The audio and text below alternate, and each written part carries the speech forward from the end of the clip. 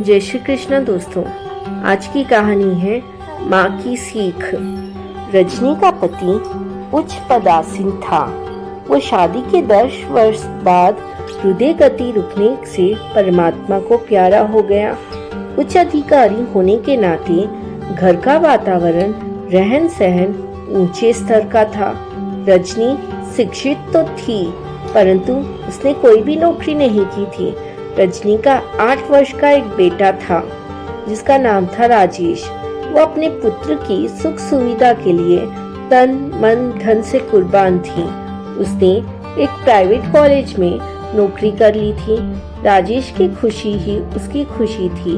एक माँ के फर्ज ही नहीं बल्कि पिता के फर्ज भी सहर्ष वो करती थी। जब राजेश बड़ा हुआ तो वो उच्च शिक्षा अर्जित करके सरकारी पद के फर्ज निभा रहा था। रजनी ने अपने पुत्र की शादी धूमधाम एवं अपनी हैसियत से बढ़कर की थी। राजेश की पत्नी सुंदर व सुशील थी। वो भी सरकारी पद पर कार्यरत थी। लगभग 1 वर्ष के पश्चात रजनी के आंगन में पोते की आमद ने खुशियों के बंधनवार सजा दिए। रजनी की खुशी अंबर को छूने लगी। वो परमात्मा का शुक्र करती कि उन्हें दूसरा जन्म देखने का अवसर मिला। पोता मानव का दूसरा जन्म होता है। उन्होंने पोते को नाम रवि रखा, जो अपने नाम को सार्थक करता हुआ उनके जीवन में सवेरा ही सवेरा देने लगा। वो पोते का प्रत्येक ख्वाहिश पर जान देती। जिस तरह दादी पोते का स्नेह मोह होता है, उससे भी ज्यादा वो अपनी जान देती और घर के हर कार्य में सहयोग भी देती रहती। रजनी सेवानिवृत्त हो गई। वे वृद्ध होने के बावजूद भी घर बाहर के अनिवार्य कार्य के लिए हाथ बटाती, न थकती। खुशी हृदय में हो तो थकावट कहाँ से होगी। रजनी अपनी सेवानिवृत्ति के अवसर पर मिली समस्त धनराशि राजेश के नाम करवा देती है। अब वे लगभग 65 वर्ष की बहारें पार कर चुकी थी। उन्हें कई बीमारियों ने घेर लिया था। ब्लड प्रेशर, शुगर, नजर का कमजोर होना इत्यादि। अब उन्हें चलने में भी मुश्किल लगती थी। बेड चारपाई का आसरा ही उनकी जिंदगी बन गया।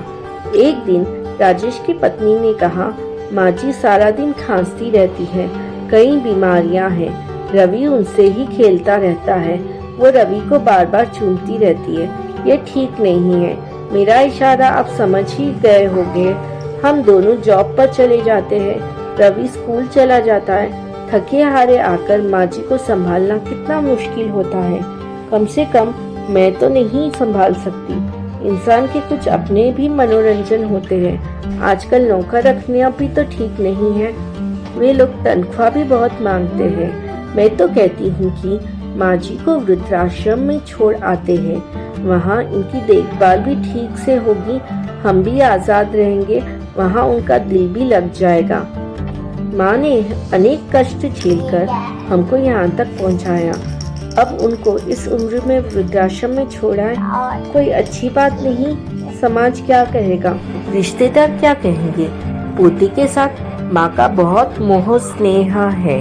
वो तो उसकी जिंदगी है। माँ को आश्रम में भेजना ठीक नहीं, परंतु पत्नी ने इतना मजबूर किया कि राजेश को उसकी बात माननी पड़ी। एक दिन शाम को माँ के पास राजेश बैठ गया और कहने लगा, माँ एक बात करनी है। इस पर वो कहती है, हाँ बेटा क्या बात है। माँ क्या बताऊँ, बताना खुल के। डर डर के बात क्यों कर रहा है। आज तक ऐसी घबराहट में मेरे साथ कभी बात नहीं की। बात क्या है बता।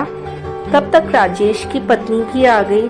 हम चाहते हैं आप वृद्धाश्रम में चली जाए। वहाँ आपकी देखभाल भी अच्छी तरह से होगी। खर्च तो हम देंगे ही। घर में आपकी देखभाल अच्छी तरह से नहीं होती, कई कमियां रह जाती है। घर में आपकी देखभाल करना भी मुश्किल हो गया है। हम चाहते हैं कि आपको वृद्धाश्रम की अच्छी सुविधाएं मिले। आपका वहाँ दिल भी लगा रहेगा। आपको यहाँ मिलने आते रहेंगे हम। माँ ने हंसते हुए कहा, अच्छा मुझे कोई एतराज नहीं, ठीक है। माँ की दबदबाई आंखों से जैसे धुआं निकल रहा हो। उन्होंने चारों ओर देखा, पुत्र, बहू, पोते की ओर देखा और नजरें नीचे करते हुए खून के आंसू कलेजे में बहाती चली गई।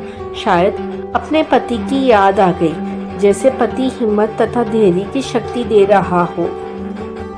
आज शनिवार है तथा सोमवार हम आपको आश्रम में छोड़ आएंगे। आपकी तैयारी भी कर देते हैं। रजनी पति को याद करके गुमसुम सी हो गई। पुत्र वधू की खुशी तथा सास के आंसू, दो विपरीत दिशाओं का वर्तमान एक इतिहास को रचने को था। रात भर बिस्तर पर पड़ी रजनी यह सोच रही थी कि काश आज पति जिंदा होते तो मेरी ओर कोई आंख उठाकर नहीं देख सकता था। वो घर मेरा होना था जो आज मेरा नहीं। मेरा तो कुछ भी नहीं है आज यहाँ, वो मन ही मन सोचने लगी। बेटे बहू से तो दूर हो सकती हूँ, परंतु पोते से दूर जाना तो मौत जैसा है। वे सोचने लगी, परमात्मा कौन से जन्म का बदला ले रहा है मुझसे। जीते जी सब कुछ खो रहा है। माता पिता बच्चों को संस्कार दे सकते हैं, प्यार दे सकते हैं, शिष्टाचार सिखा सकते हैं, परंतु व्यावहारिक जिंदगी तो बच्चे स्वयं ही अपने आप से, समाज से ही सीख सकते हैं। यह जरूरी नहीं कि व्यावहारिक तौर पर शिक्षित बच्चे अच्छे हो। सोमवार को वे रजनी को वृद्धाश्रम में छोड़ आए। पोता गुमसुम था, जैसे उसका कीमती जान से प्यारा खिलौना गुम हो गया हो। कुछ बोल नहीं रहा था। उसने अपनी माँ को उदास होकर कह रहा था, दादी माँ को वहाँ क्यों छोड़ आए हो। इतना कहने की देर थी कि उसकी माँ ने जोर से एक थप्पड़ उसके मुंह पर जड़ दिया था। बिलक कर रोता हुआ वो चुप हो गया। दादी माँ के जाने से जैसी उसकी दुनिया लुट गई हो। रजनी अब वृद्धाश्रम में रहने लगी। वहाँ वो सुबह शाम मंदिर में जाती, अपने पोते के दर्शन भगवान कृष्ण की मूर्ति में करने के लिए कृष्ण भगवान की मूर्ति को प्यार करती, देख देख रोती, पूजा अर्चना करती, अपनी ममता उड़ेल देती। आश्रम में रहकर उन्होंने धार्मिक प्रवचन शुरू कर दिए थे। उच्च शिक्षित होने के कारण धार्मिक ज्ञान बहुत था। सारा आश्रम उनका श्रद्धालु बन गया था। कभी कभी जब बेटा बहू और पोता मिलने आते तो वे पोते की दबी हुई भावनाओं को समझती, परंतु चुप रहती, पोते से दूरी बनाकर रखती थी। कहीं मोह ममता उसकी उदासी बनकर उसकी सेहत तथा पढ़ाई का नुकसान न कर दे। जब पोता चली जाता तो वो चुपचाप अकेली बैठकर अपने कमरे में रोती रहती। इस तरह वो वृद्धाश्रम में कुछ वर्ष ही गुजरे थे कि रजनी को एक बार सख्त बीमारी हो गई।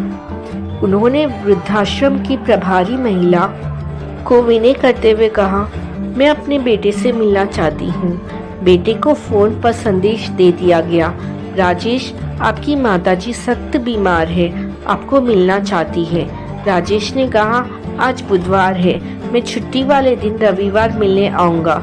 रविवार राजेश अकेले ही अपनी माँ से मिलने आया था। माँ को देखते हुए कहा, माँ, आपने मुझे याद किया, सेहत तो ठीक है ना? हाँ बेटा, ठीक ही हूँ, मैं तुझे कुछ कहना चाहती हूँ। हाँ माँ, बताए। बेटा, यह गर्मी बहुत है, यहाँ मेरे कमरे में एक एसी लगवा दो। पंखे की हवा बहुत गर्म होती है, यहाँ रोटी भी ठंडी मिलती है, एक ओवन लगवा दे। भोजन ठंडा होने की वजह से कई बार भूखा ही सोना पड़ता है। गर्म पानी पीने को मिलता है, एक छोटा सा फ्रिज भी ला दे। यहाँ बेड पुराने हैं, नींद नहीं आती, यह सब चीजें ला दे। राजेश माँ की बातें सुनकर आश्चर्य एवं आक्रोश से कह उठा, माँ, कई वर्षों से तो तुम यहाँ रह रही हो, कभी भी इन चीजों की पहले डिमांड नहीं की, परंतु अब जब मरणासन में हो तो इन चीजों के लिए लालसा क्यों? क्या ऐसा व्यय भार निरर्थक नहीं है? माँ ने स्नेह से कहा, नहीं, ये बात नहीं है, यहाँ बहुत सी तकलीफें हैं। मुझे तेरा ख्याल है बेटा, क्योंकि तेरे बच्चों ने भी कल को तुझे यहाँ छोड़ने आना है। तुझे कोई तकलीफ ना हो मेरे लाडले, इसीलिए। इतना कहकर वह अपनी अंतिम सांसें ले लेती है और राजेश स्तब्ध होकर उसे यूं ही देखता रह जाता है। जय श्री कृष्णा। राधे राधे।